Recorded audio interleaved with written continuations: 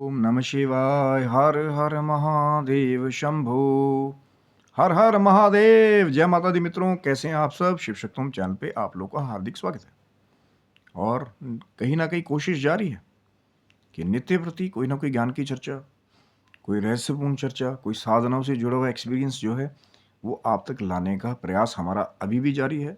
और आपका प्रेम जब मिलता है, जब चैनल को आप सब्सक्राइब रखते हैं, लाइक शेयरिंग मिलती है, तो ऊर्जा बनी रहती है कि और अच्छे से अच्छा कहीं ना कहीं एक जानकारी का प्रारूप जो है वो आपके लिए लेकर के आना है, जिससे कहीं ना कहीं हमारा तो विस्तार होता ही है। कहीं ना कहीं कि जब आपका प्रेम मिलता है फिर रिसर्च शुरू हो जाती है, लेकिन आप लोगों के लिए भी कहीं ना कहीं वही कोशिश है कि जैसे जो हमारे आने वाला जो नया भविष्य है, नए बच्चे हैं, कहीं ना कहीं उनके लिए एक अच्छा सा अच्छा कोई ना कोई ज्ञान का स्रोत बना रहे, जिससे उनकी बुद्धि का विकास जो है वो आध्यात्मिक तौर पर भी होता रहे। आज कहीं ना कहीं बात करने वाले हैं कि भारतवर्ष में ऐसे बहुत सारे त्योहार, भाषाएं, इसका एक भंडार है। और बहुत अलग अलग प्रांत में कई बार जो है अलग अलग तरह के त्योहार जो है वो मनाए जाते हैं, जो कहीं ना कहीं वैदिक रीतियों से जुड़े हुए हैं।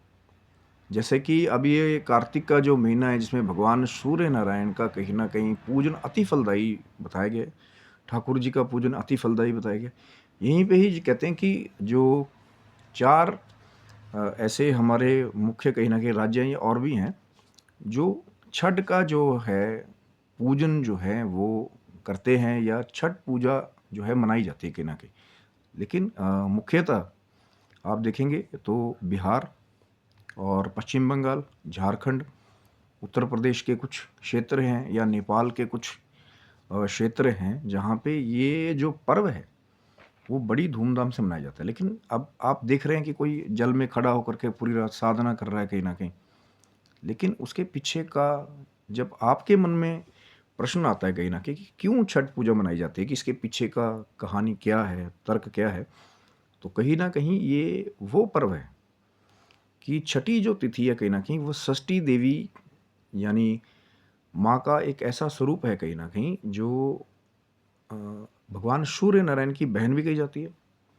और कहीं ना कहीं छोटे बच्चों की रक्षा करने वाली इन षष्ठी देवी को कहा गया। इसीलिए माताएं कई बार जो है अपने बच्चों के लिए, या जिनके पुत्र नहीं होते हैं कई बार, तो पुत्र प्राप्ति के लिए भी कहीं ना कहीं कहा जाता है कि षष्ठी देवी का पूजन जो है वो किया जाता है। और पूरी रात जल में खड़े होने के बाद फिर जब अगले दिन भगवान सूर्य नारायण उदय होते हैं कहीं ना कहीं, क्योंकि कार्तिक महीना जैसा मैंने बताया भगवान सूर्य नारायण की पूजा का महत्व है, ठाकुर जी की पूजा का महत्व है।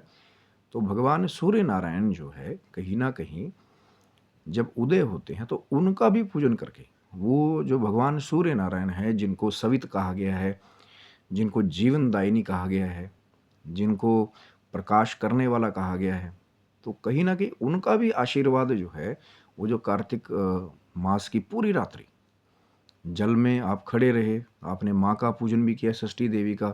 और 3-4 दिन पहले ही व्रत का प्रारूप जो है वो शुरू हो जाता है कि जल तक नहीं ग्रहण करना है। कई जगह तो ऐसा भी जानकारी प्राप्त होती है कि 36-36 घंटे जो है बिना जल के जो है, खुद भी जल पीना नहीं है और पूरी रात जल में खड़े भी रहना है। लेकिन माँ की ऐसी कृपा होती है कि भक्त जो है कहीं ना कहीं इस प्रक्रिया को भी करते हैं। और फिर उसके बाद में पूरी रात जल में खड़े होने के बाद फिर भगवान सूर्य नारायण की आराधना जो है कहीं ना कहीं, उनको अर्घ देना, कहीं ना कहीं उनका दर्शन करना।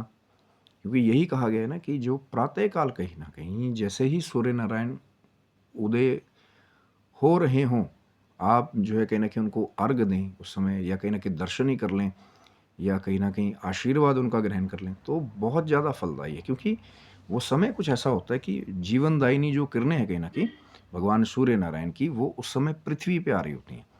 तो कहीं ना कहीं उन किरणों के अंदर भी अमृत तत्व कहीं ना कहीं छिपा हुआ है, जो फोटोसिंथेसिस की कहीं ना कहीं प्रोसेस है कि जब वो किरणें आती हैं तो कहीं ना कहीं पौधे भी अपना खाना बनाने का कार्य करते हैं। तो प्रकृति जो है, जैसे जो हमारा जैव विज्ञान है कहीं ना कहीं, जड़ी बूटियां हैं, तो उनमें भी बहुत चेंजेस जो है भगवान सूर्य नारायण के द्वारा जैसे ही वो सुबह आते हैं तो होते हैं। ऑक्सीजन, कार्बन डाइऑक्साइड की चेंजिंग ऑक्सीजन में एक बड़ा लंबा एक कहीं ना कहीं एक जैविक विज्ञान है कहीं ना कहीं। लेकिन कहीं ना कहीं ये छठ पूजा का जो दिवस है, तो अपने पुत्रों की रक्षा करने के लिए, लंबी आयु के लिए, और कई बार पुत्र प्राप्ति के लिए, और वो जो सूर्य नारायण का आशीर्वाद है कहीं ना कहीं, जिससे सुख, समृद्धि, ऊर्जा, स्फूर्ति सब कहीं ना कहीं मिल जाता है। तो ये छठ पूजा का पर्व, और इसकी पुरानी जड़ें बहुत हैं, वैदिक जो है कहीं ना कहीं, कि ये भी कहा जाता है कि माँ सीता ने भी एक बार कहते हैं कि इस व्रत को किया था। कई जगह ये भी वर्णन मिलता है कि भगवान श्री रामचंद्र जी ने और माँ सीता ने जब युद्ध से वापस आए थे, तब भगवान सूर्य नारायण का आराधन पूजन किया था, क्योंकि सूर्य वंशावली जो है, श्री रामचंद्र जी का नाम वहाँ जोड़ा जाता है। तो उनके वंश के कहीं ना कहीं स्वामित्व वाले भगवान सूर्य नारायण का पूजन जो है आज भी, जैसा मैंने कहा कि मुख्यतः बिहार में, पश्चिम बंगाल में, झारखंड में, उत्तर प्रदेश के कई क्षेत्रों में, नेपाल के कई क्षेत्रों में आज भी जो है इसको मनाया जाता है कहीं ना कहीं। और आप देखेंगे कि पूरी रात जल में खड़े होकर के जो साधना है, चाहे अब वो मंत्र साधना है, चाहे वो भक्ति है, उसका एक अलग ही प्रारूप है। और उसके बाद फिर अर्घ, कहीं ना कहीं जो फलों का एक भोग लगा करके फिर कहीं ना कहीं वो जो भक्त है कहीं ना कहीं इस पावन व्रत का कहीं ना कहीं जो है समापन या विश्राम जो है वो करते हैं।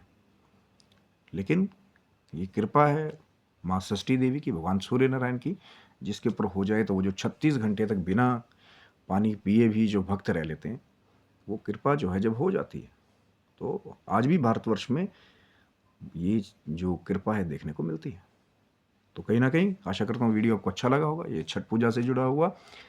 और आगे भी चैनल को सब्सक्राइब रखिए, क्योंकि कहीं ना कहीं नित्य प्रति हमारी कोशिश है कोई ना कोई अच्छी जानकारी, पूजा का प्रारूप आप तक लाया जाए। तब तक के लिए सभी बंधुओं को हर हर महादेव शंभु। जय माता दी मित्रों। आप सबको।